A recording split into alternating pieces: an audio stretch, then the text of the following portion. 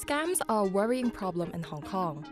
With the number of cases more than doubling over the past 5 years, scams are now the main contributor to rising crime in the city. In an exclusive interview with The Post, the Commissioner of Police Raymond Siu spoke about how the force is tackling fraud and a range of other challenges. Commissioner, thank you very much for joining us today. Thank you. Could you please tell us what the crime situation is for the first 3 quarters of this year? For the first 3 quarters of this year, we have a total of 70,015 cases. That's compared with the corresponding period of last year. That's an increase of 4.8%.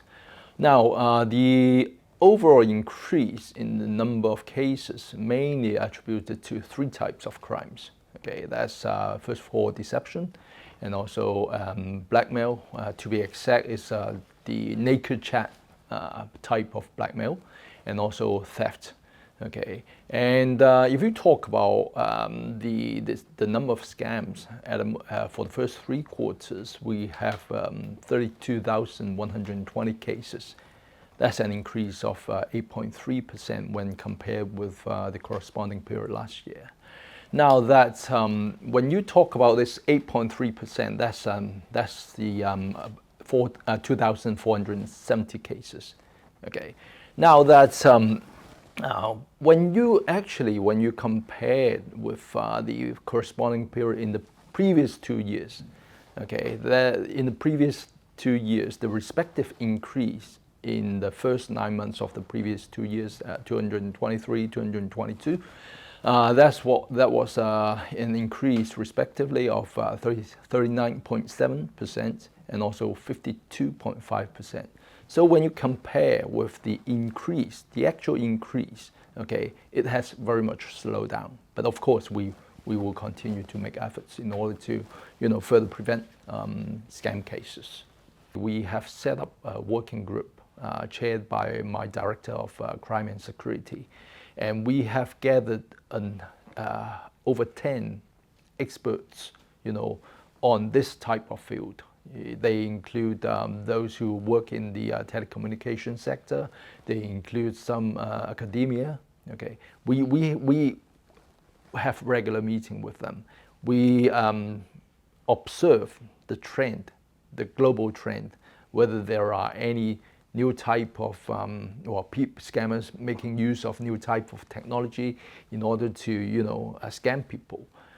This is a working group that we have set up, and we are working closely on that, how we are going to tackle this. We have set up this anti-deception alliance. What is it is that we have asked bank staff from 10 major banks in Hong Kong, to work in partnership, work in police headquarters. The purpose of that is that whenever the bank see any suspicious transaction, okay, they can immediately alert us, in order to, early intercept, intervene victims transferring money to the scammers. And this is working very effectively. And we have stopped over 1,900 people who are in the process of transferring money, okay, to the scammers. And we are aiming, how we can further expand this what we call anti-deception alliance, to get more bank staff involved, etc. A recent arrest revealed that a local syndicate was hiring university graduates to produce deepfake face swap images for scams. I asked the Commissioner if the case was a sign Hong Kong could become a global scam hub. With the advancement of technology nowadays, I think everybody would have heard about the deepfake type of scams. Okay, and we would foresee that this is going to increase in number. Well, in fact, in Hong Kong, we do not have many of these cases being reported at this stage. But I think this would be a trend, okay, sooner or later. So again, what we have been saying is that Hong Kong people, they need to pay attention to all sort of publicity that we have been doing. Okay, because I understand that nowadays a lot of Hong Kong people, we have lots and lots of information to be read through our computer, mobile phone, etc. But people tend to be complacent. I also asked the Commissioner what other technologies would be applied to policing. Well, embracing the use of technology in policing in the digital age, is one of our strategic directions. Making use of technology in all sort of policing is very important, and that's what we are aiming for. Not just to deal with cybercrime, okay, but also other things as well. Say for example, you have heard about the HKSOS that we have invented about a year ago, and also we are working closely with the technology companies in the Hong Kong Science Park. We are developing police robot, okay, and patrol robots. And we are in fact undergoing a field test in the passenger clearance building in the Hong Kong Zhuhai and Macau Bridge port, and we are testing on it. So it's inevitable that we need to make good use of technology on future policing. Basically, this robot, patrol robot, we are still undergoing a few tests, okay? But in this, simply speaking, in this robot, this robot is patrolling in the passenger clearance building, and then there is an ultrasonic sensor, okay? Whenever they see anyone, and then people say if they want assistance from the police, they can, go and then press a button on this police robot, and then there is somebody behind, behind the counter, the command and control room, and then to respond to these calls. Okay, so this is a gist of what we are testing nowadays. As in many other places around the world, youth crime is a major public concern in Hong Kong. So how is the force responding?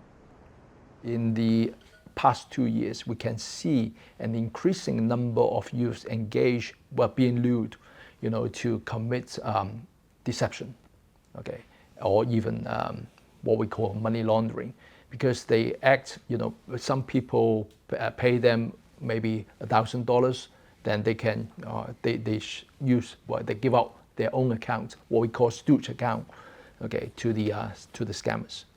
Technically, basically, they are committing money laundering and committing a money laundering offense, and we need to tell the kids, the youths, that this is a very serious offense, and this is something that we have been doing. Naked chat, there is an increasing number of people falling prey to this naked chat blackmail case, and the largest victimized group are in fact kids. Although over the years the proportion is declining, because we have been working in close partnership with other stakeholders, okay, like the schools, the headmasters, the teachers, the NGOs, the parents, etc. Working in close partnership in order to improve the situation of youth crime is extremely important. In Chinese, I always said there is a need to 由細做、持續做、一齊做. Okay, that means we have to work early, we have to work collaboratively, and we have to work consistently, continuously. I think being a law-abiding citizen is extremely important, because whenever they commit any crimes, the major victims will be themselves and their family. It's not those who actually lure them to commit the crimes. With a declining population, Hong Kong faces a police recruitment challenge. The force has already lowered some requirements. How successful have such measures been, and what remains to be done? Well, the actual recruitment situation, I would say, has very much improved over the past 2 years, because we have been implementing various measures, okay, various new recruitment measures. This year, for the first 6 months of this financial year, we have 6,798 applications. So compare with 2 years ago and now, okay, 2 years ago it was 4,470. This year we have 6,798. That's an increase of 52%. Okay, that's a very substantial increase. Okay, we have been, this is actually a very encouraging situation, but just that we need to keep on, keep up our efforts in order to recruit more people who have the passion to serve the Hong Kong community. Critics have suggested that Hong Kong is a police state after the city enacted a national security law. What does the Commissioner think about that label? Well, first of all, I totally disagree with some people, some you call critics, saying that this Hong Kong is becoming a police state or police city. I think this is something that these people, making use of this, in order to try to smear against the force or even or the Hong Kong SAR government. This is I wouldn't agree with that. As I said earlier, facts speaks louder than words. As you can see, how effective the Hong Kong police has been working. I heard from a lot of people, tourists coming to Hong Kong, they feel safe. Okay, when they go out, even during the night time. Why? Because we have an effective police force. Unlike some other countries, when even not to mention about nighttime, even in the daytime, when they go out, they have to worry about themselves whether they would suddenly, when they are using a phone, suddenly nicked by people. Okay, so what we need to do, okay, as I told my officers, work hard. We are committed to protecting Hong Kong people. Okay, we want them to be able to live in peace and contentment. Okay, this is our goal, and in order to achieve this goal, we need to work hard. I also asked him what he would say to people overseas who worry whether they should visit Hong Kong. I'm very confident that whoever, having been living in Hong Kong for years, they know what Hong Kong is. But apart from the media, apart from Hong Kong people themselves, they need to tell people, okay? And we also welcome everybody, to come to Hong Kong and take a look yourself.